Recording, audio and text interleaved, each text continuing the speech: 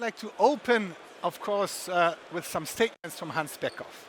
Now, when Hans started the company in 1980, he was a one-man show, so over 40 years ago. Now, today, Hans is running an international company with more than 5,000 employees, but I would like to take his expertise in the different developments. Good morning, Hans. Good morning. Now, I just started that you actually started Beckhoff in 1980. A long time ago. Yeah, and just 1 year later, IBM launched the first, what we would consider desktop PC. That's true, yeah. Now, if we take a look into historical developments, from your opinion, was this a milestone which changed the way we work and we live together, the first PC? It did indeed. But if you think about the meaning of the two letters PC, it's a personal computer, as you know. Yeah. And this already explains and shows what kind of influence the PC started to have in these times.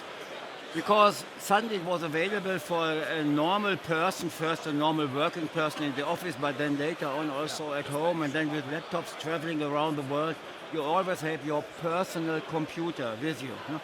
And this gives you a lot of opportunities and possibilities to work. And so it changed really life for almost everybody, because today you are connected by PCs. Okay, smartphones coming later, but based on the same philosophy. So you are connected to the world.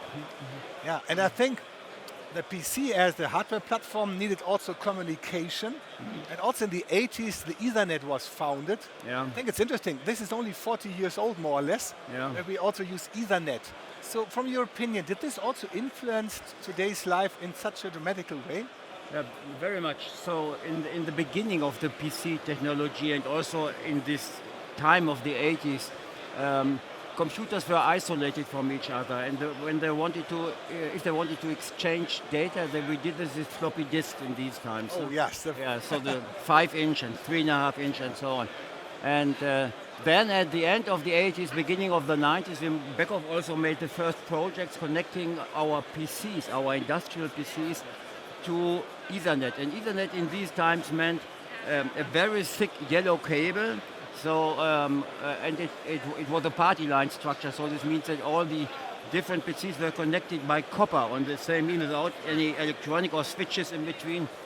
And therefore, you had to use a vampire terminal to really drill into the copper core of the cable, and in this way you made a connection from one PC to the other. But it worked, and since then PCs have become connected to Ethernet all the time. Yeah? And I think from our point of view, we used the PC already in the 80s for automation. Yeah. We also use Ethernet for communication, but I think we made a special twist because we found out that Ethernet is a good backbone, but not perfectly suited for automation. So we founded EtherCAT in the year 2003. So we use the function of Ethernet also for automation. That's true. So Ethernet itself is developed for IT purposes, and IT means you want to connect to a printer or to another PC or to a mainframe in these days, and this means you always wanted to shuffle big amounts of data in the most effective way. If you look at a machine, then you have a lot of small data packages. So you have 2 bits of digital input over there, 16 bits of analog input somewhere else, 20 meters away. So therefore you have to collect a lot of small amounts of data. And if you send now an Ethernet telegram, a standard telegram to each of these locations, it's becoming very ineffective. And the Beckhoff idea with EtherCAT, which is based on our light bus, a fiber optic bus from the beginning of the 90s we developed, is really to do processing on the fly. And this means with one Ethernet message, we can address a lot of different locations. And in this way, we can collect all the data with one message instead of having 10 or 100 messages. This was the basic idea behind EtherCAT, but it's near to Ethernet, and therefore we named it EtherCAT, Ethernet for Control Automation Technology. For more than 20 years, a standard in the industry, Now, today we talk about artificial intelligence. Yeah. And ChatGPT as a name is only like 3 years around more or less, but still an absolute buzzword. Do you think that this artificial intelligence will influence the way we live and we work in the same way like the personal computer does or Ethernet did? Yeah, at least, maybe even more. Yeah, yeah. Always like to compare it to the invention of the steam machine. So James Watt, Yeah. English guy, invented the steam machine. I think around 700, no, 1800 something.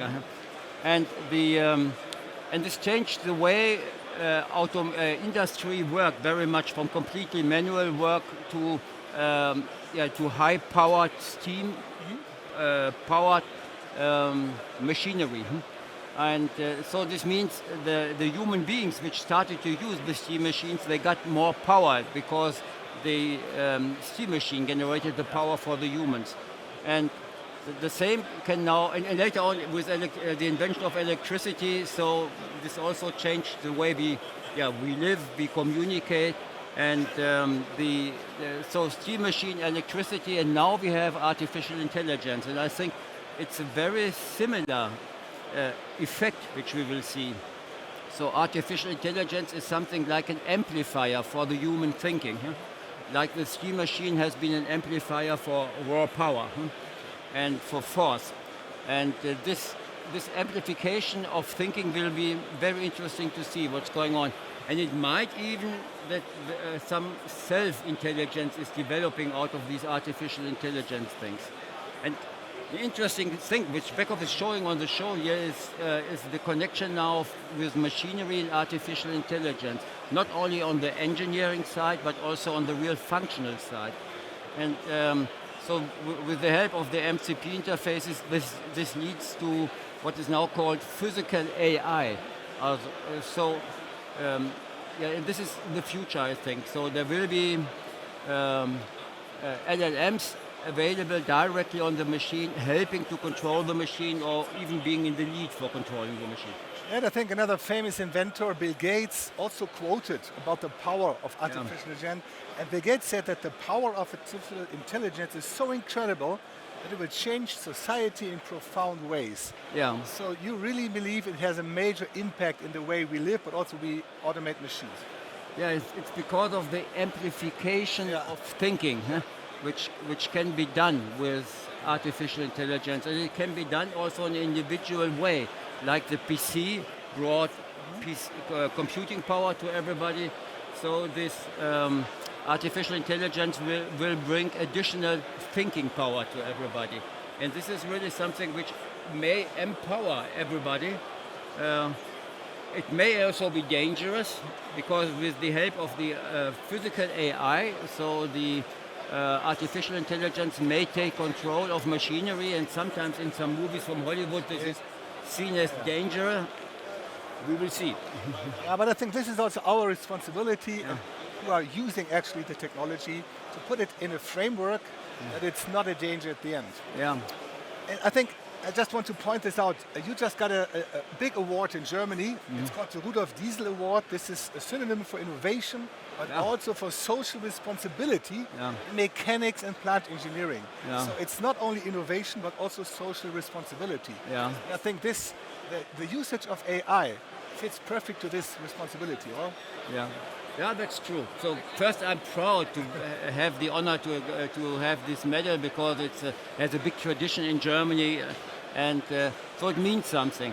And it means especially something because the body who gave it to me are mechanical guys, and I'm an electrical guy, and there's always a little bit of tension at the machinery. Ongoing debate. Yeah, and in this time, so an electrical guy was honored by mechanical guys. So thanks to the mechanical guys, this means something, and for sure, the second part of the prize about social responsibility.